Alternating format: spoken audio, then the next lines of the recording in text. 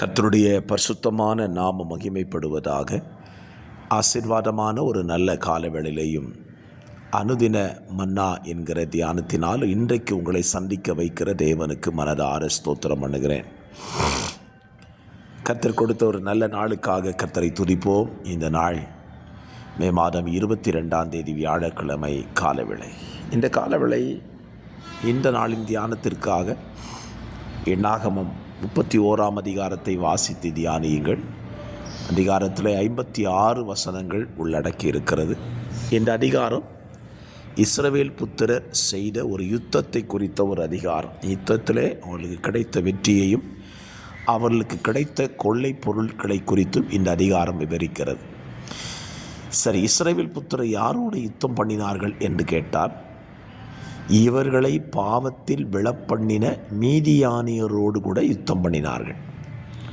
இந்த மீதியானியரோடு யுத்தம் பண்ணும் பொழுது கர்த்தர் அவர்களுக்கு சொன்ன கட்டளை, புருஷர்களையும் ஸ்திரீகளையும் நீங்கள் முற்றிலும் அழித்து விட வேண்டும் என்கிற பிரமாணத்தை கொடுத்தே அவர்களை அழுப்பினார். காரணம், இஸ்ரவேல் ஜனங்களை பாவத்தில் வீழ்த்துவதற்கு மீதியானியர்கள் கையில் எடுத்ததான ஆயுதம் மீதியானியரின் பெண்களை இஸ்ரவேல் இடத்திற்கு அனுப்பி வைத்து அதில் அவர்கள் விழுந்ததினாலே அவர்களை முற்றிலும் அழிக்கும்படி கர்த்தர் சொல்லுகிறார். அந்த இடத்திலே யுத்தத்துக்கு போனவர்கள் தவறு செய்ததை மோசே கண்டுபிடித்து அவர்களை எச்சரித்து திரும்பவும் திருமணமான அத்தனை பெண்களையும் அழித்து போடுகிறார். இந்த அதிகாரத்தில் நாம் கவனிக்க வேண்டிய ஒரு காரியம், நம்மை பாவத்தில் விழப்பண்ணினவன் காரியத்தை திரும்பவும் நம்முடைய வாழ்க்கையில் நாம் எடுத்துக்கொள்ளக்கூடாது. நம்மை பாவத்தில் விழப்பண்ணுகிற சூழ்நிலைகள், மனிதர்கள், காலக்கிரமங்கள் இவைகளினாலே திரும்பவும் நாம் விழுந்து போகாதிருக்க அவைகளை முற்றிலும் நாம் அழித்து போட வேண்டும். இஸ்ரவேல் ஜனங்களுடைய வாழ்க்கையில் இந்த தவறுகளை அவர்கள் திரும்ப செய்ததை நாம் வாசிக்க முடியும். ஆண்டவர் அவர்களை கானான் தேசத்துக்குள்ளே கொண்டு போகும்போது சொல்லியிருந்தால், அவர்களோடு யாரோடு கூட நீங்கள் உடன்படிக்கை பண்ணக்கூடாது என்று சொல்லியிருந்தார்.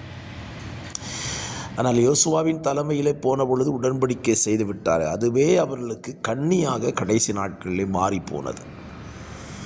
இந்த காலவெளியிலே நம்முடைய வாழ்க்கையை நாம் சிந்தித்து பார்ப்போம். தேவன் நம்மிடத்தில் சொல்லுகிற காரியத்தில் நாம் எந்த அளவுக்கு கீழ்ப்படுகிறோம் என்பதை சிந்தித்து பார்க்க வேண்டும். ஆண்டவர் முற்றிலும் அழித்து போடு என்று சொன்னால் முற்றிலும் நாம் அழித்து போட வேண்டும். அதில் கொஞ்சம் குறைய மீதியாய் வைக்கிறது தவறு. ஆண்டவர் பாருங்க, சவுல் ராஜாவிட்ட அமலேக்கியரை முற்றிலும் அழித்து போடு என்கிற ஒரு கட்டளையை கொடுத்து தான் அனுப்பினார். அது அவருடைய இருதயத்தில் பல ஆண்டுகள் இருந்த ஒரு காரியம். அதை சவுல் இடத்தில் சாமுவேல் மூலமாய் சொல்லுகிறார்.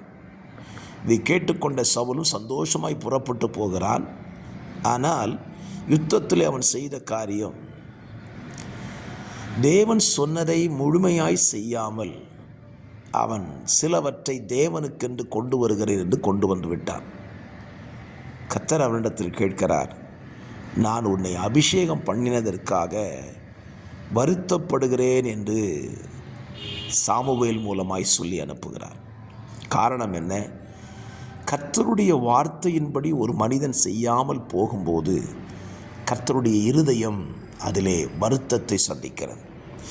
இந்த காலவெளியிலையும் உங்களுடைய என்னுடைய வாழ்க்கையை நாம் சிந்தித்து பார்ப்போம்.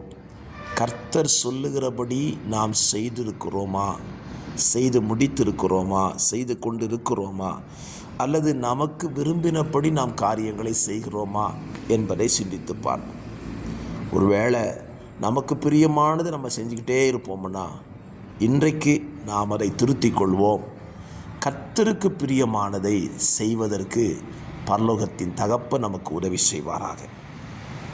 நமக்கு பிரியமானதை செய்து தேவனை வேதனைப்படுத்தாதிருக்க பார்த்து கொள்ளுவோம். பரிசுத்த பிதாவே, இந்த காலவெளியிலே இஸ்ரவேல் ஜனங்களைப் போல எங்களுக்கு பிடித்தமானதை நாங்கள் செய்யாமல் உமக்கு பிடித்தமானதை செய்ய உம்முடைய பிள்ளைகளாக எங்களுக்கு அனுக்கிரகம் செய்யும். இயேசுவின் நாமத்தில் பிதாவே, ஆமென், ஆமென்.